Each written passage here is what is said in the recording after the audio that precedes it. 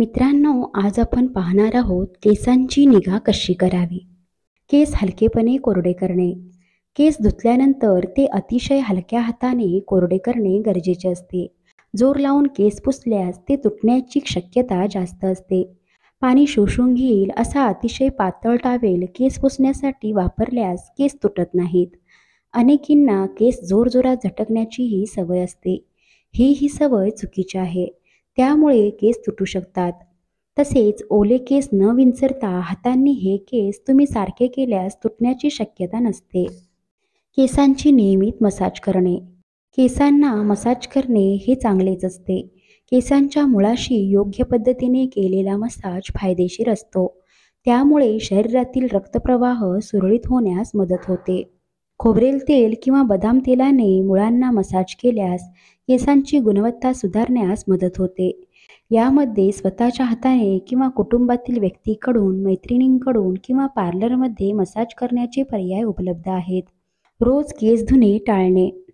केसांमध्ये नैसर्गिकरित्या तेल तयार होत असते आणि हे तेल केसांच्या आरोग्यासाठी आवश्यक असते.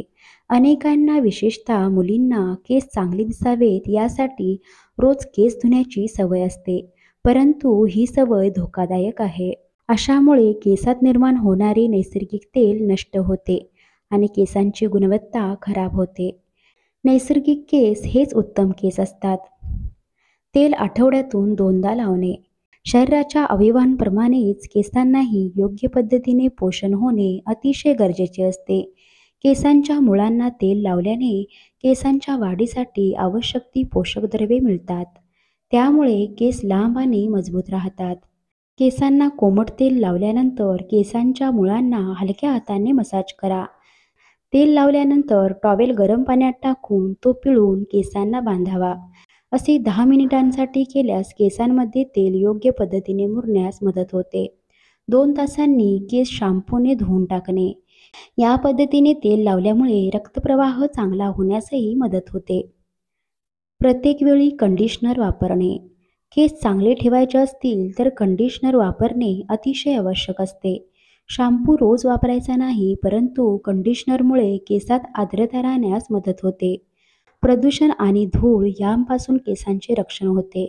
स्वतःच्या केसांची गुणवत्ता लक्षात घेऊन योग्य तो शॅम्पू आणि कंडिशनर याची निवड करणे हेही महत्त्वाचे आहे. मित्रांनो, व्हिडिओ आवडल्यास व्हिडिओला लाईक करा, शेअर करा आणि सबस्क्राईब करा. धन्यवाद.